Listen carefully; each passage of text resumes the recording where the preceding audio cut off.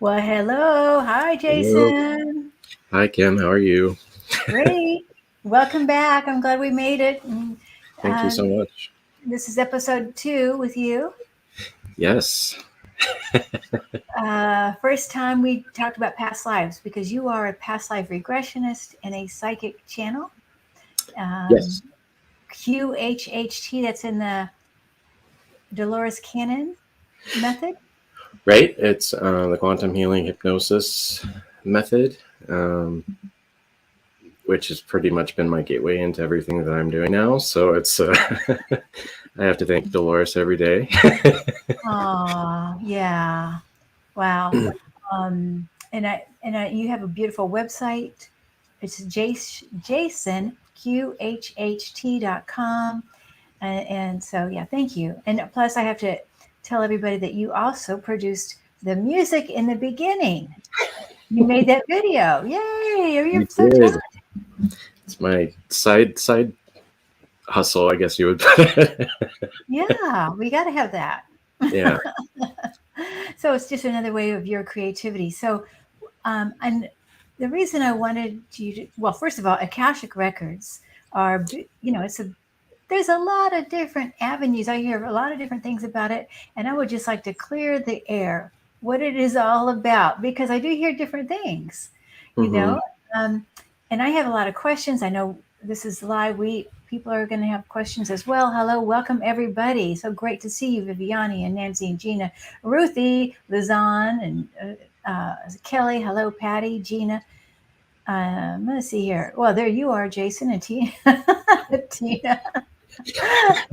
Yeah. So now, can you just give us a little bit about what is now? I know this is a big ball of worms or whatever, but a big Yeah. ball. Is it a ball or is it whatever?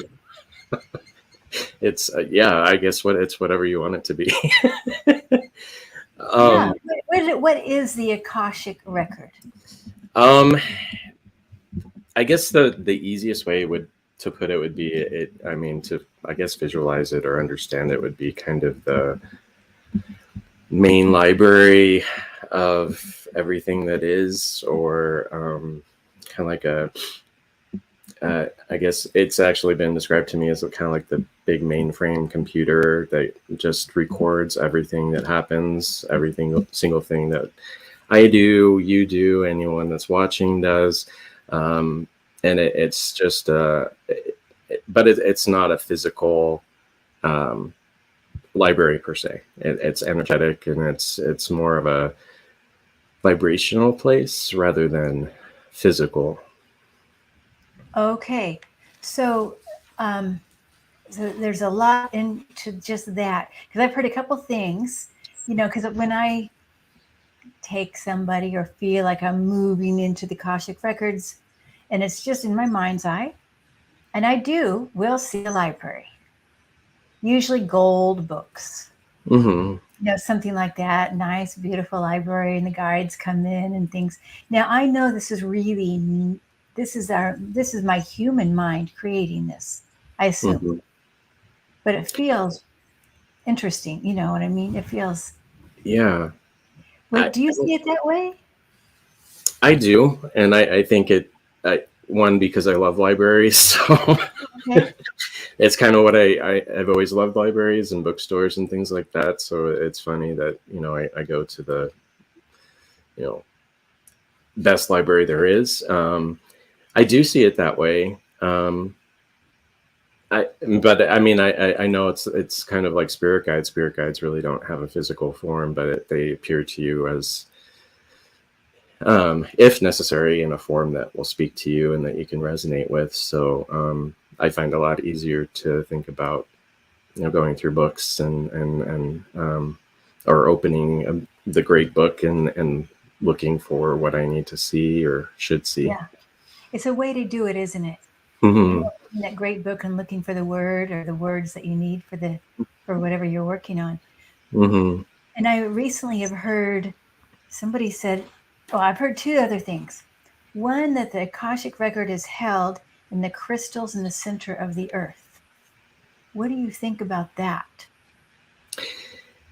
That's a question I haven't heard before, and that's interesting. I don't know I don't, again, I don't know if it's a physical location per se, and if it is, well, it might be just in another dimension. I mean, I kind of associate with, in Egypt where you have to be a certain vibration frequency to see or unlock, for example, the library that's under the Sphinx. So Okay. I don't know. I see. Okay. Now, something else I just heard, this was just a few nights ago, Mm-hmm. was talking about the Akashic record is like a QR code. You know, when you look at a, you go to a restaurant, and you have that QR code and it opens up everything in the menu. Right. What do you think of that idea?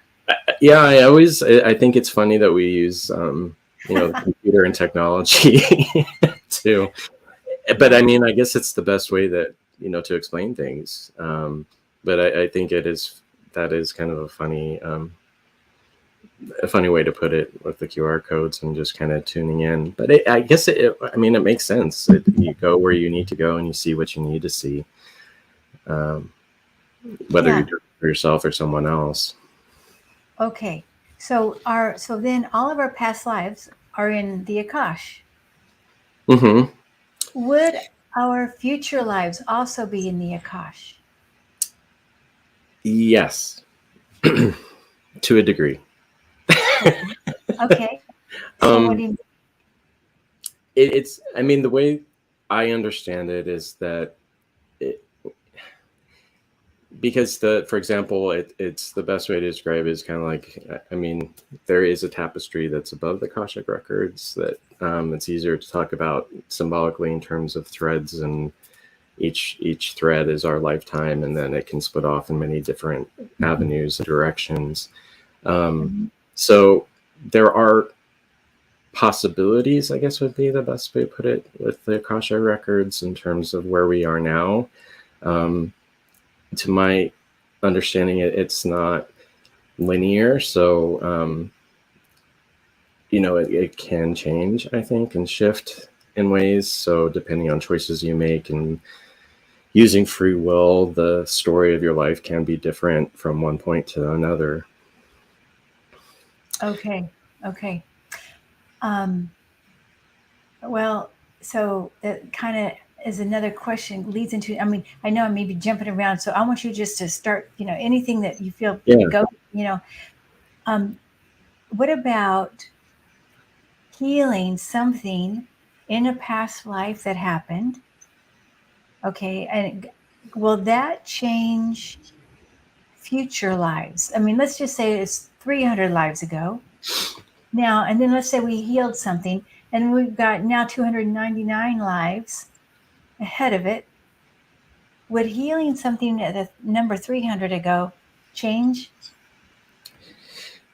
I may be asking you too hard of a question, Jason. No, I think I understand what I mean, at least from, the quantum healing hypnosis perspective, in essence, I mean, we, in a way, are working with the Akashic Records, I think would be the best way to put it, because we are, but it's not intentional. It's more under the direction of someone's higher self, for example, in terms of where they need to go and what they need to see.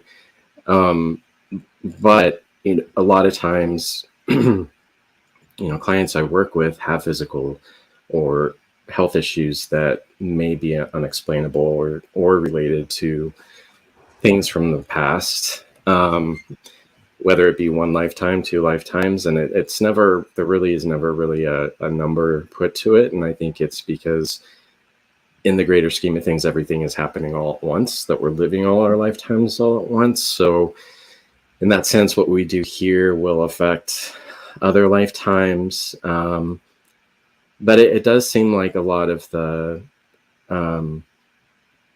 like a particular trauma that may have happened,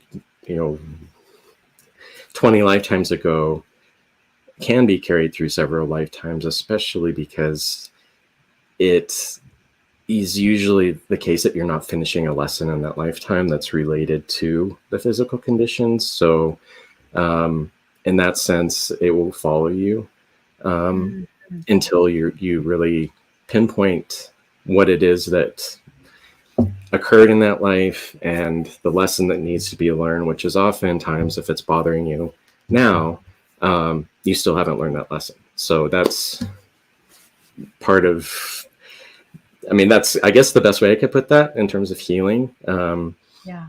And I think there's an aspect of it that we're not supposed to be able to really comprehend it. Okay, right. I'm sure a lot of this is, I mean, we're trying to put a human library on something that's really not a physical library, because we'd never be able to get enough books in that. Right.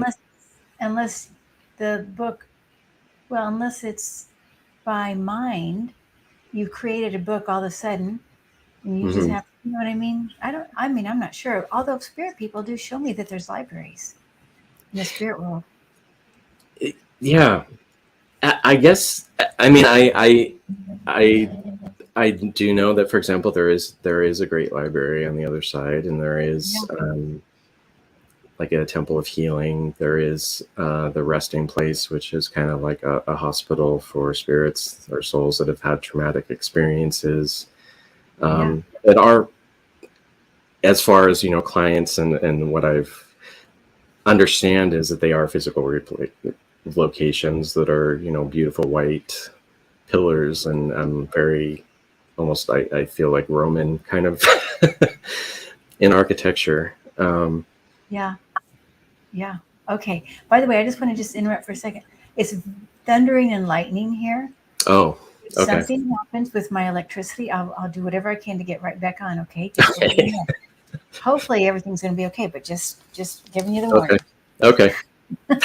If that happens, that's what's happening. We've got some wonderful questions here too, and so okay, is our life? Somebody's asking, Maria's asking, is everything predetermined?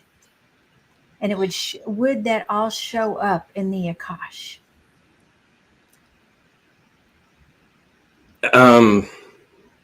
So, yeah, because this is a really cool. This isn't an easy topic to talk about, really. It's not, is it? I know. Right. You didn't know. I wish I could give you a hot tea with a chamomile here to calm you down. No, I like it. I mean, again, I think the really important part of it is understanding that, you know, time isn't linear and what we experience isn't linear. So even, you know, we consider lifetimes, past lifetimes, and future lifetimes, but in essence, they're all happening right now, all at once. And that's, again, one of those things where we're not really meant to understand it. It's not the way that, I mean, I think it's part of our contract and being here and our forgetfulness in terms of who we are and why we're here and what we're doing. In terms of predetermination, I guess the best understanding or the way to put it is that if there is a sense of predetermination, it's because we create it for ourselves. And that's by virtue of planning out a lifetime. But we have a choice in terms of what that lifetime will look like.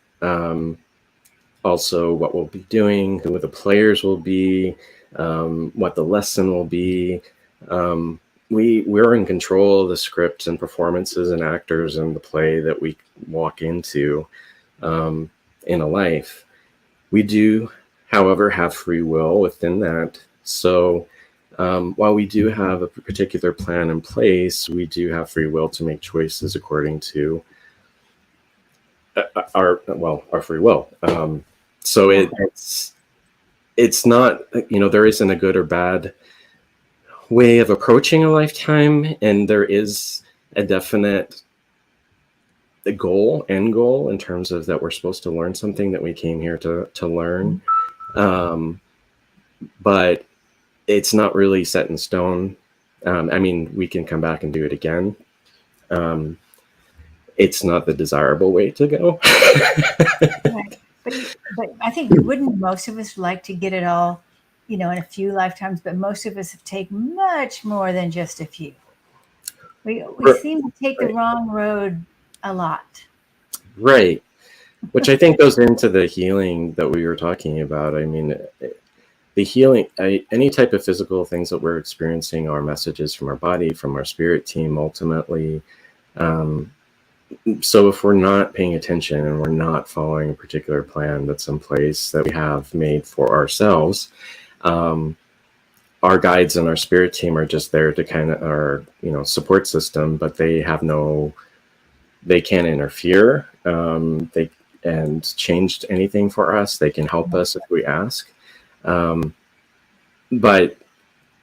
you know, whether or not we ultimately learn a lesson,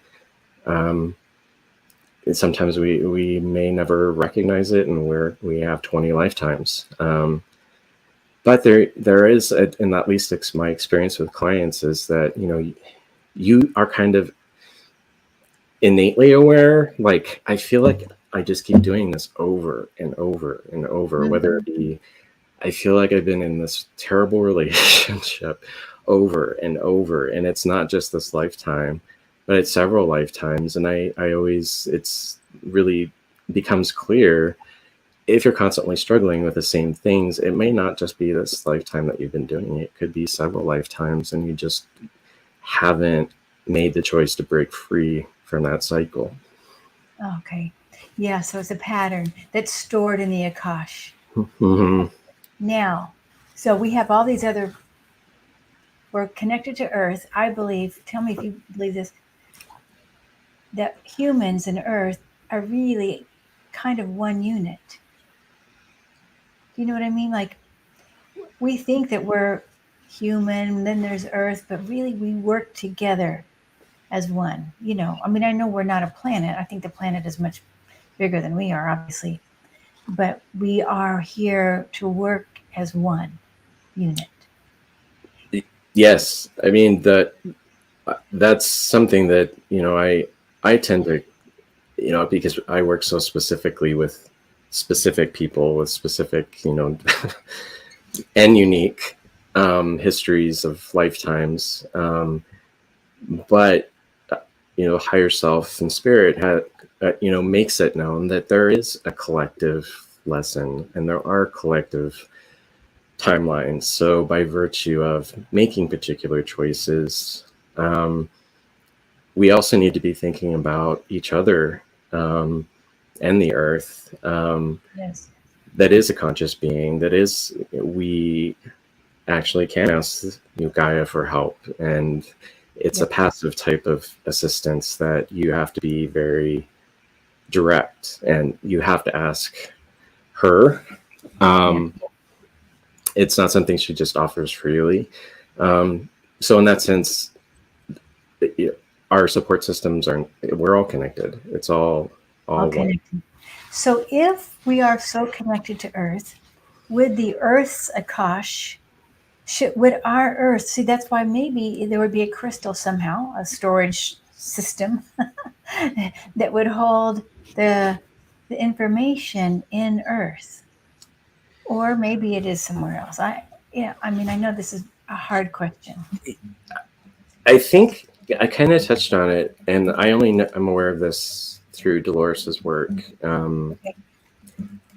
She kind of discusses it in Between Death and Life, and also kind of not directly discusses it, but it's the way in which she communicates with Nostradamus, and that there are the Akashic Records, which my sense is that they are more related to the Earth in lifetimes.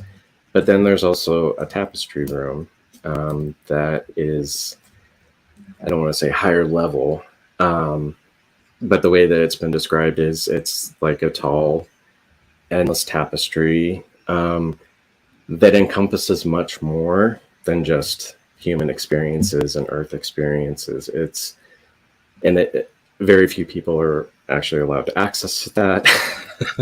Okay.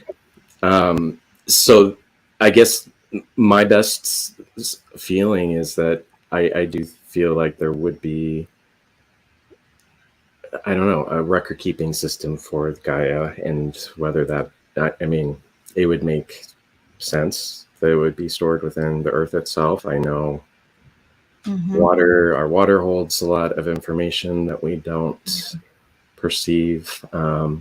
So and I know a lot of history and what's happened in terms of galactic history is stored in water. We just don't know how to access it. Oh, I see. Yeah. I feel so that Earth is more magical than we even imagine. Way more magical. Yeah. And it is, I mean, everything is conscious. There are even planets are conscious. They have a consciousness.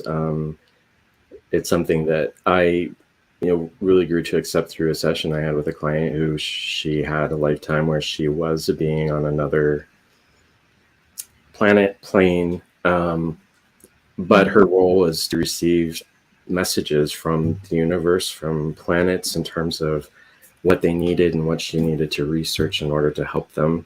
And so this particular lifetime, Gaia had reached out to her and was asking her to do research on prosperity, because it's something that she needed and something that, and I tried to ask questions, but it was more, I'm researching prosperity. Why are you doing that? Well, because she needs prosperity. So it was kind of it was a very interesting life. And she was actually taking a break because it was so noisy, which I could understand why. But it made it clear to me that the universe, everything is conscious and everything has particular needs and goals and makes decisions and choices in order to, further humanity or further the universe and, our progression.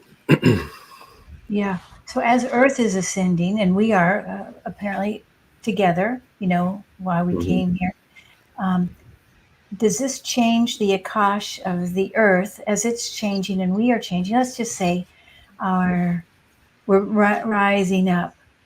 Does that mean our Akash is also changing?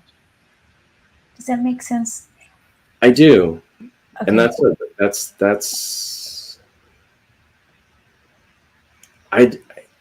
I guess, I mean, ultimately it would have to, because our awareness is changing and that we are becoming more aware. So the information that we have will lead us in different directions and making, different choices that wouldn't have been choices to us before. Right. And because, no, go ahead. Right. No, go ahead. No, I was just going to say, because right now, as most of us know, we are in a time where we can either crash or go to the light. I mean, Earth and everybody else. So it's not totally written. It's not totally predetermined. Yeah. And I think it's really important to stress, because I know that, for example, and I discuss with the clients that are concerned about karma. Yes. I know that there are many of us who are immune to karma, that we came here to help. And so we kind of have a get out of jail free card, I guess. That's not a good, not good way to paint the Earth experience, but, I want one of those. Are you giving those out? What do we got? What do we do to stand in line for that?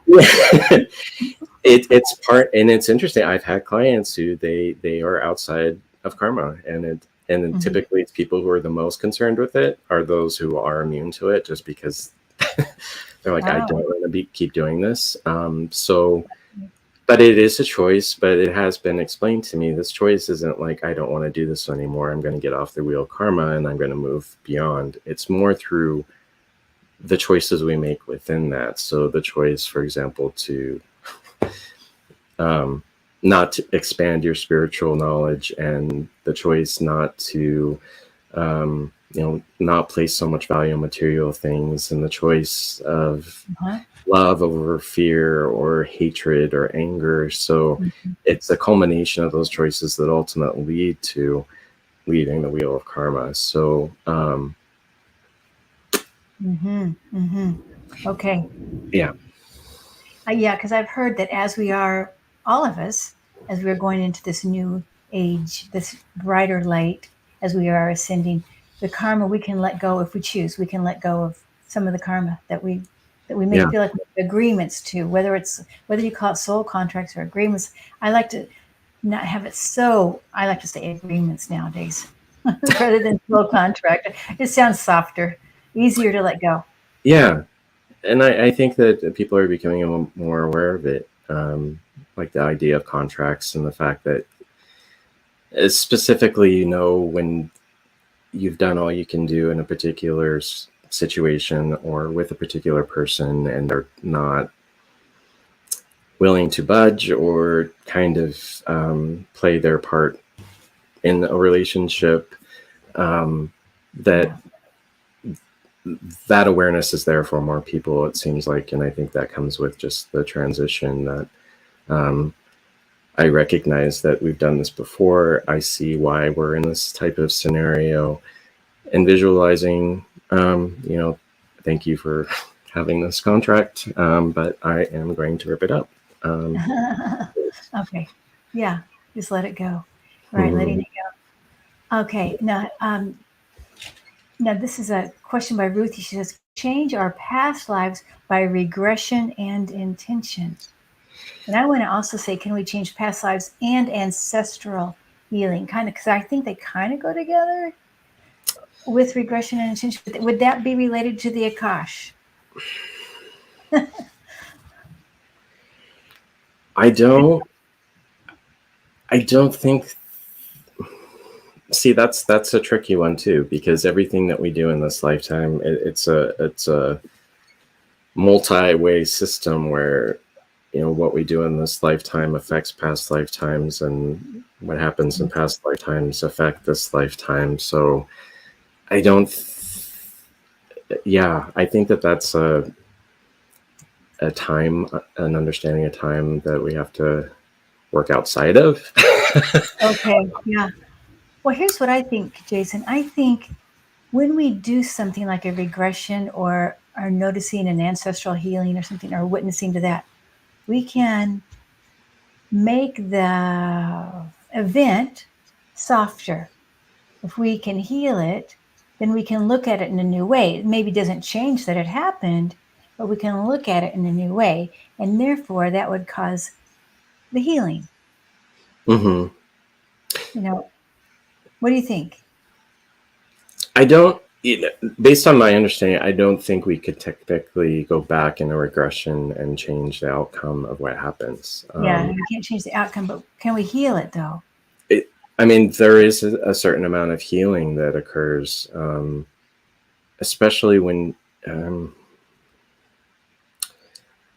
I mean, I'll give an example, Yes. which was really powerful for me in terms of a lifetime that someone saw. He went into a life and he was in this dark street, and he was a little orphan, and he lived, I'm guessing,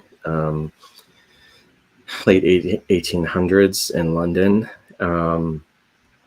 And he was standing outside, he was standing on the street, and he looked up, and this whole building was on fire, and he began crying, and he didn't know why.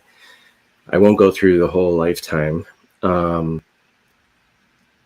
but he had kind of grown up in a family where his mother was extremely ill, so he had to take care of his little sister and the father.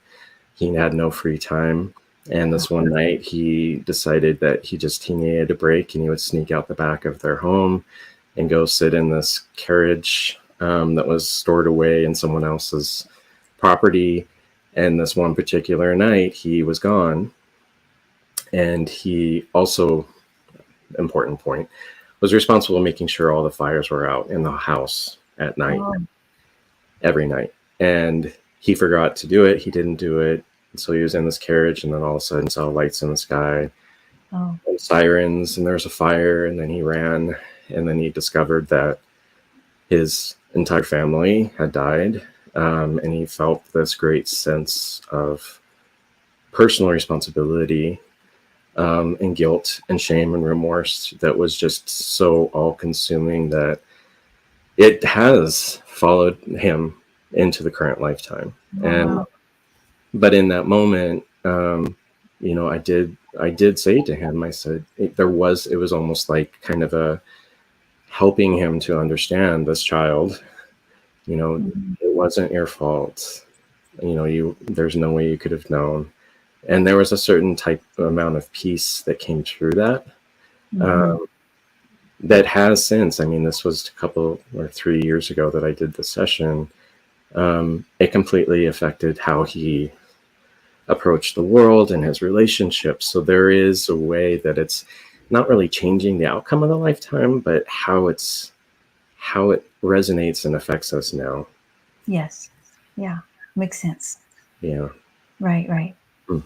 Absolutely. Just looking at it in a new way, softening it or changing the perspective of it. Yeah. That's the healing part, right?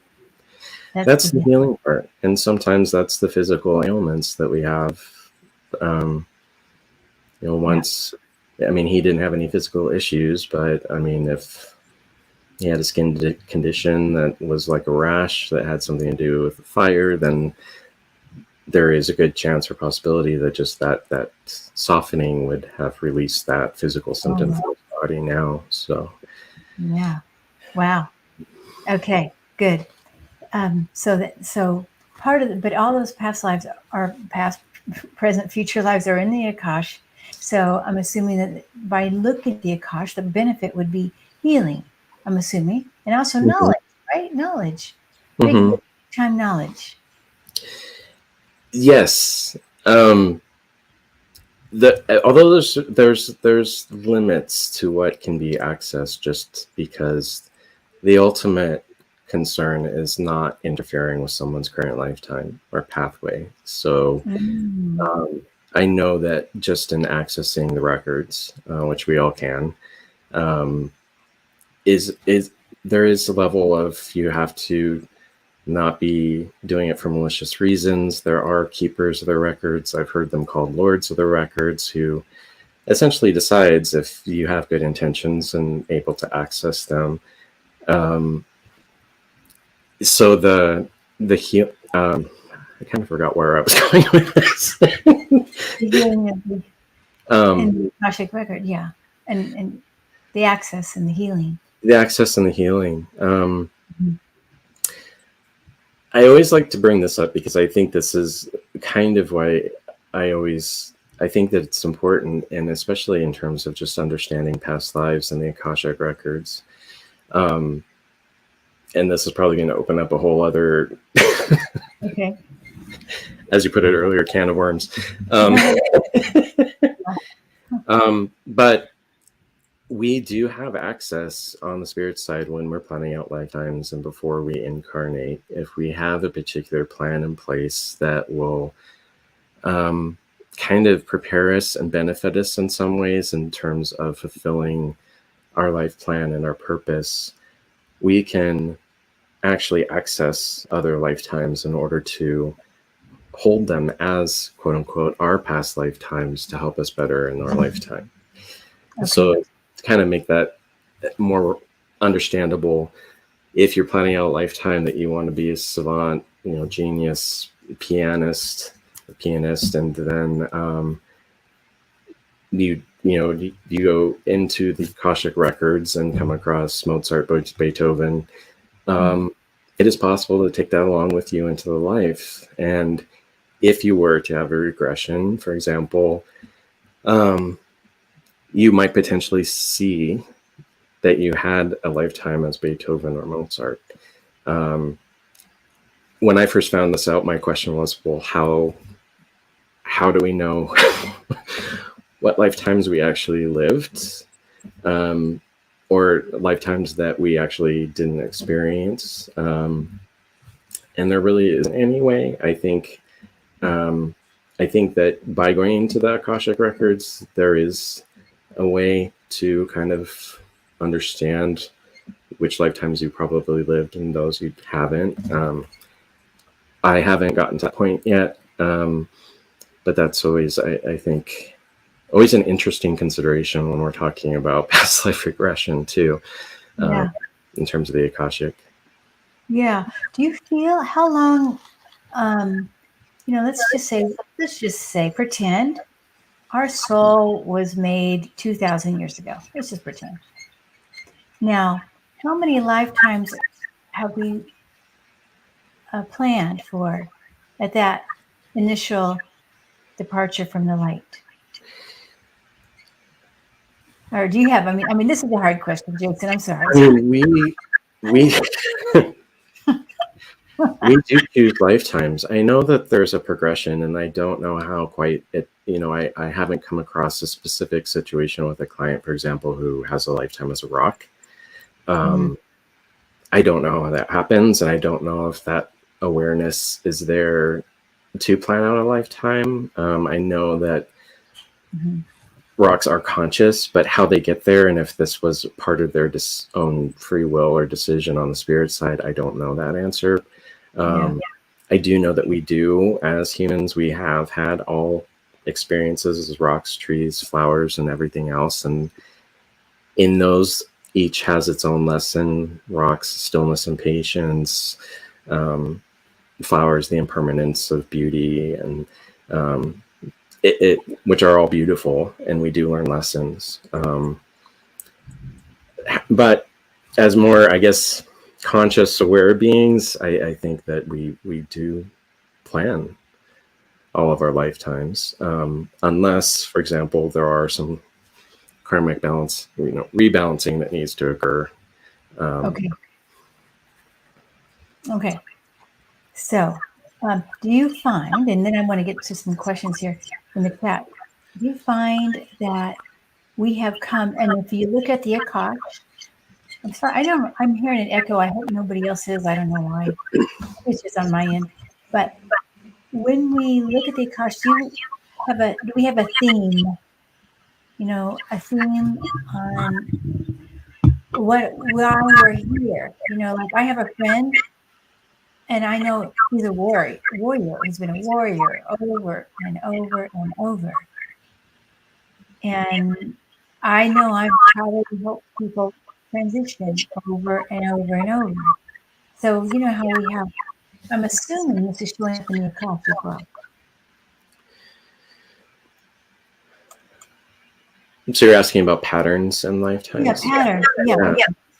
Yeah. I think that goes back into when we don't learn our lesson, or we don't see why we're experiencing a particular why, how we're recycling or redoing the same things over and over again. And especially with my experience, I've learned that I can tap into, once I have an understanding of other people's lifetimes in terms of what is that pattern, which to me is pretty evident, but to others it's not. But then also I know that it's easier to look at other people's experiences is much easier than your own. But I mean, that goes along with what haven't we learned? Why are we coming back and doing the same thing again and again? If that information is in the Akashic Records, I'm not completely sure. I would assume that it would be if you were able to see multiple lifetimes, but that also, what we access in terms of, the QR code. Right. Yep. There has to be an intention. There has to be good, there has to be something of benefit to it for someone else or for yourself that will help you on this pathway. So if you, again, it comes into non-interference. If you were to see something or understand something that is recorded there that would change your trajectory in this life, you probably would not be able to see or access it. I see. Got it. Right. Okay, that makes sense, Jason. Okay, I'm going to just put Patty's question up. It says, can the future Akashic Records show you another planet or universe, or even a past life, given an info that you were on another planet or universe? This is a good question. I have not. I've not had the experience of, needing to find that information for someone. Just because I think understanding and coming to terms that we have multiple lifetimes, that we are infinite, is the first step, and then accepting and becoming aware that not every lifetime we've had has been on Earth. All of us have had multiple, or not actually multiple, thousands of lifetimes in other ways, in other forms, on other planets, other parts of the universe. But again, that would go into how would that affect you in this lifetime now. That's always the judge of whether you will see or receive that information. And that goes with, sessions I've had where I have clients, they want to know about their lifetimes not on the Earth. And there's times where the higher self, says, no, she can't, it would distract her from her purpose now, because this lifetime is the most important. So that's always the consideration, is how it affect you by having this particular information with you. And would you complete your purpose in your lesson that you set out if you knew you were some type of galactic warrior somewhere else? So I guess that if it would help you in this life, which we might come to a point where it might. So, but again, I don't know, I think the Akashic is more Earth-centric. And that might be going into the tapestry, where it's more intergalactic type of record. I see. Yeah, so interesting. Very interesting. Very complicated. Yeah. Okay. For me personally, when I and again, this is my imagination, and I haven't been trained in QHHT, but I get a feeling of people on different planets. I may not get all the details or anything, but I can tell, or who's come with them. But I'm not sure I've ever had anything about the future planets. Yeah, the future is always, I think that's a difficult topic to talk, discuss, just because again,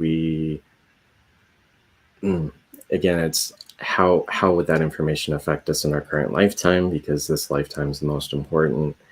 And two, I think the potentials and possibilities, they're always changing, depending on not only your choices, but collective choices of humanity and the Earth, for example. So, I don't know about how the future would come into that. And I don't know. I think when we do this type of work, it's more, how can we best live now in the present?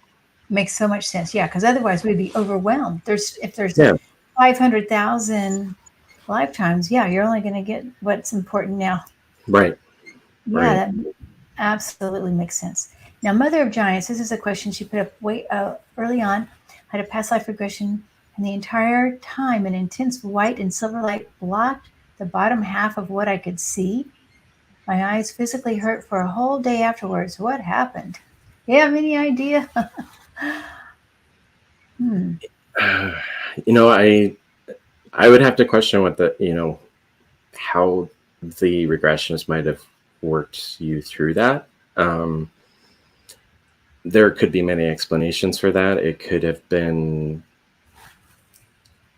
we don't inherently have blocks, but if we believe we have blocks, there are sometimes ways in which we, might block ourselves in lifetimes. Or I've had clients who don't want to see things, or don't want to look at things, even though that they technically haven't seen what it is or know what it is.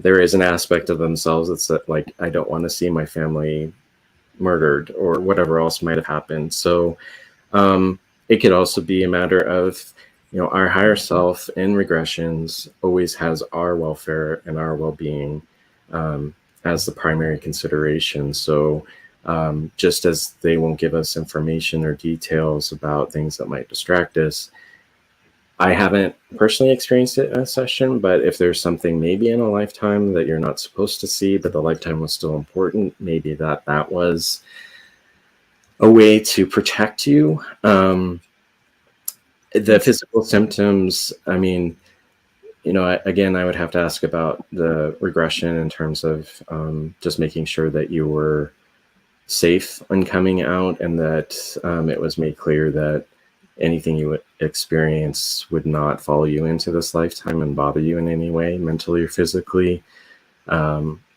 So I guess that's kind of the best answer that I could give for that.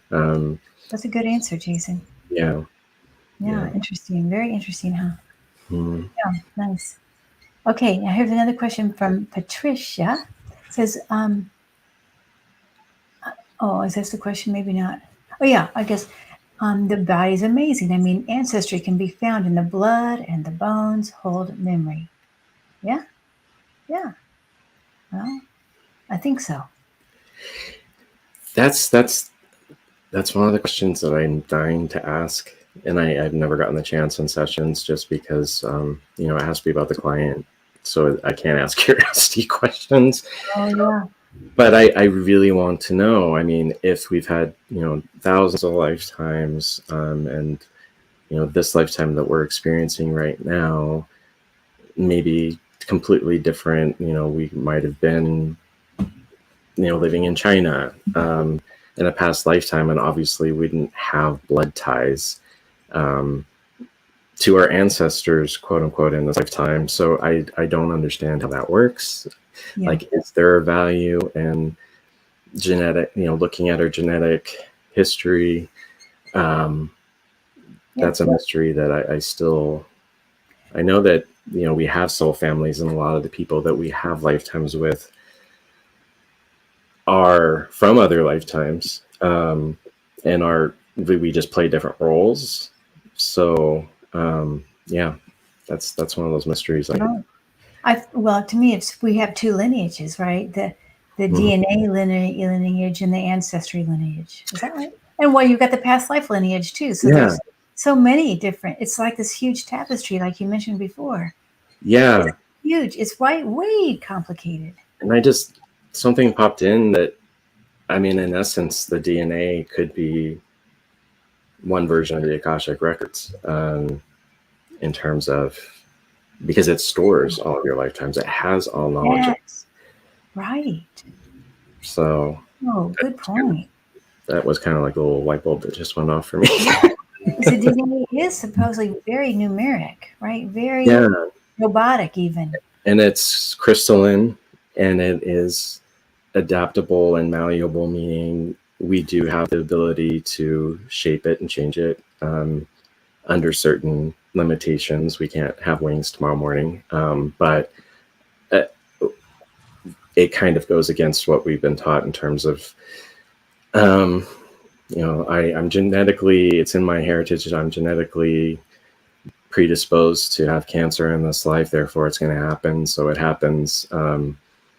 That's not the case. We can make choices to not accept that, and that in essence changes our DNA. Yes, that's right. That changes our DNA. That would change our Akash. Yeah. Maybe you're right, Jason. Ooh, okay, our Akash is stored in our DNA. Yeah. Okay, I like it. I think there's something to explore. Yeah, that sounds so right on. It sounds right on. It feels right. It does. Huh. Yeah.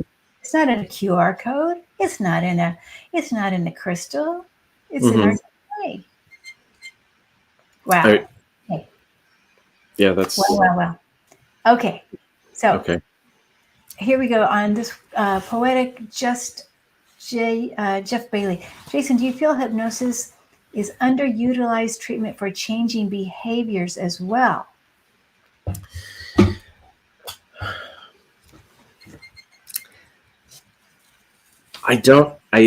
There's an aspect to that question that I don't think the purpose should be to change our behaviors per se. I think that having access and information to past lives, other lifetimes, fully 100% knowing that we do have higher selves and spirit teams and that we are infinite beings. I think inherently in that changes behaviors, just because we have an understanding that this isn't all there is. We are infinite. We are powerful. We can manifest things. And just having that type of knowledge and grounding and understanding is what would change those behaviors.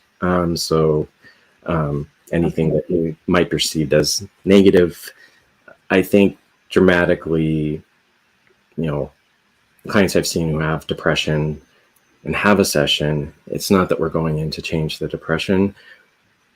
We're going in for them to see that they are a powerful light being who's here to help people and spread light and love. So that in itself, changes the behavior. So. Okay. I bet he's asking about things like, how hypnosis can be used to change like smoking, or maybe other addictions. I think that I bet that's kind of what he's talking about. I mean, I guess the way I kind of understand it is, for example, the type of hypnosis and the level of hypnosis that you go under. For example, the chickens clucking on the stage are suggested as, the not higher, but lighter levels of trance, which goes the same with, changing behaviors in terms of smoking or different addictions or whatever else is suggestive. It's been explained to me that that's almost like a Band-Aid treatment for it, like giving you a suggestion that you're not going to smoke anymore is fine. It works for some people, but the deeper question is why is that an issue in the first place? And what your history and past. And so like QHHT, for example, takes you to that level to where it's not really a matter of stopping smoking or not. It's about understanding why that's there or that tendency is there, and releasing that so that it makes you able to do the work in your life now. Beautiful. Oh man, that's wwonderful. I love that. Much deeper. So let me see here. I'm going to just move on down the line. Yeah. I will say that it's interesting in kind of what I just said in terms of, sometimes clients will come in with these questions that, are good questions, but they're not getting to really the core answer. Like, can I stop smoking would be one example. Of course you can. Yeah. And the higher selves will often show them things and, tell them things that addresses the deeper questions, because they know that, well, first she needs to understand this before she can even ask the question about the smoking. Oh my goodness, that's amazing. Yeah. Wow. Okay, that's really, it makes it so much more powerful that way. Wow, that's great work that you do. Wow. Yeah. I love it. Yeah, amazing. Okay, and I'm sorry I'm giving you such hard questions tonight.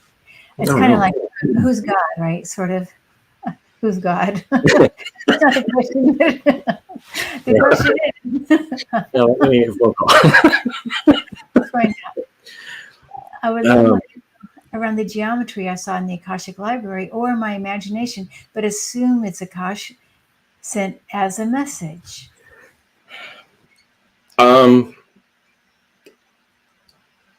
Yeah, this is a whole other topic. Sacred geometry, everything is geometric. Sacred geometry is the fundamentals of the entire universe, and everything that we know and experience are those structures. Like things like mandalas and things are representations of vibration and frequency. So those are other geometric shapes that have some type of meaning beyond. 3, symbols are the most powerful and universal way to communicate knowledge. And a lot of times, for example, if you saw this in the library, even though that your conscious mind isn't able to understand the meaning of it, there is an aspect of yourself that does. Of course, that really doesn't help us in terms of this lifetime, but it does give us information that's necessary for our own progress and development. That I guess the way to put it, symbols and geometry, all that can hold and store so much more information than a word. Right. And even this is shown in sessions, sometimes higher selves get really frustrated because we don't have things within our language to communicate. Like we don't, there isn't a word for us to describe this or that. And they get frustrated, like, or there might be questions where I ask a question, we can't communicate it to you. It's not something that can be done verbally. So that is probably why you saw the geometry, and just paying attention to symbols that you see is really important too. A good way to think about it is we see a Christmas tree. It's not just about that tree and that representation. It's all the things that go with it. That's kind of the simplified version, the way to think about it: friends, family, travel, whatever else. So that might kind of better explain why you saw that. Yeah, nice, beautiful. Okay, I know you use. For me, I use color as symbols. There's a lot of symbology in colors too. Yeah. Okay, Adrian saying, so is it possible to have lived or will live in a body of an animal which we have an affinity or affection for? Yes. No, I agree. Yes, I mean, the affinity or affection for that, there could be many explanations for that. I've had clients who asked very specific questions about my pet, or their pet. For example, I had a girl who she had 10 dogs, but there's this one specific dog that she felt like the dog could read her mind, and he was always there for her when she was upset, and there's just this bond that she couldn't explain. And so I asked about it, and ended up that this dog had been with her in previous lifetimes, sometimes in human form, and sometimes he chose to be kind of a protector, or not a sidekick, but whatever Yeah. Kind of the co-pilot in a lifetime. And that even happens on the spirit side, where people might, you have a lifetime with someone, and you decide to be their kind of guide or protector spirit from that point on. So sometimes those connections, it's not just about affinity or I really like cats. It could be you might have known that cat in another life. And I've seen it go reverse ways, where people have I recently had a session with a man who he was a shapeshifter in a past life, which is the first time that I've ever had that come through a session. He was a cheetah and a man, but ultimately he had lived out his life as a cheetah, and he had a mate, the female cheetah. They had a son, and the lesson of his life was to learn fatherhood as a cheetah. But there's a specific person in his life now, this woman, who he feels this bond with. They've never pursued anything, but there is this connection, and it came out through the session that woman was the cheetah in that lifetime. So there's so much more than I really like cats, so I must have been a cat. It could be it could have been something much more than that. Yeah, awesome. Yeah. Okay, Oil Painter just said, just subscribe to your channel. What is your channel's name? It's at Discover Your Light. Discover Your Light. Okay. Yeah. And then Warrior Girl is asking, does Jason do past life regressions via online or in person? QHHT specifically has to be done in person, one-on-one. The reason being is that you go into the lifetimes and the sessions where you are experiencing it firsthand in real time. So sometimes those can be traumatic, which as practitioners, we're trained to help you step outside of that in order to see what the greater message or why you're seeing it is. However, doing it online, if, for example, the thunderstorm that Kim is experiencing right now, if the power went out and you were at the stake burning as a witch, it probably wouldn't be the best scenario for you. Oh. So that's one of the main reasons why it's not done online. I do. They're also developed by Dolores Cannon. They're group and also individual. I call them meditative hypnosis sessions, where they're a lighter form of trance. And there are ones that I do that are focused on past life, also spirit guides and future life, which I actually have one of those coming up. Not this Saturday, but the Saturday after. Oh, the Saturday after. Oh, okay, cool. Yeah. Yeah, I know. I can't. I think I'm working that day. I think I wanted to go. Yeah. Yeah, darn. So if people want to get a hold of you, they just look at your YouTube channel and your JasonQHHT.com, right? Yes. Yes. And if you're interested in the regression, I'm actually the one that's coming up is Meet Your Spirit Guides, and it's usually really powerful for people. It's also a time when also sometimes loved ones come in too. It's not just, well, loved ones who may be your guides. So it's a powerful experience for people. So nice.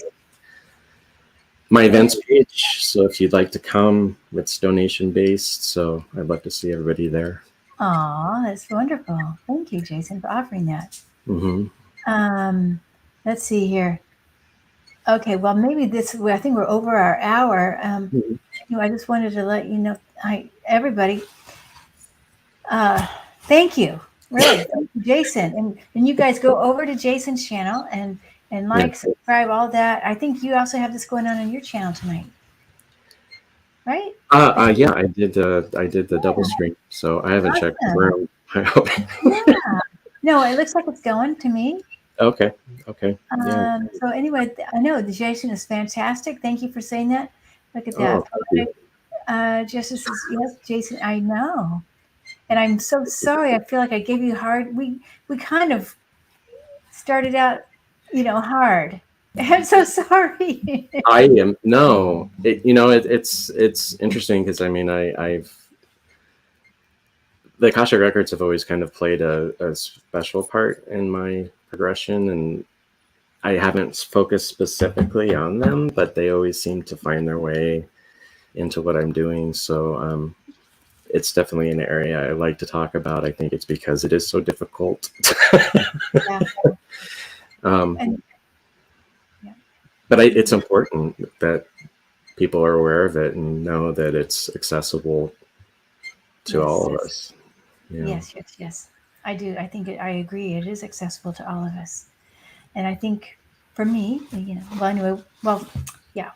through the heart. I feel like whatever we do has to be through the heart. Thank you, Danny. Hi, Danny. And hello, Alice. And Alice is saying you're so interesting. Anyway, you guys have it's Friday night. Okay. So I hope you have something more fun planned for the weekend and tonight. And yep. Anything else you want to say before we sign off? I mean, I always just want to share with people. I mean, even in QHHT, the whole point and practice of all this is for you to know that all the knowledge is within. And while, for example, I might talk about these things, it's information that's accessible to all of us. It isn't something that you should feel detached from. It's just a matter of believing and trusting that you are powerful, and we all are. And it's just it's a matter of trusting that and having faith in that ultimately will lead us forward as collectively. Doing this type of work by yourself affects everyone around you. It's just a beautiful process. So. Well, thank you, Jason. Thank you for coming back. Absolutely. Again here, and I'll see you on your channel as well. Okay. Yes. Absolutely. Well, thank you. Thank you, everybody. Bye.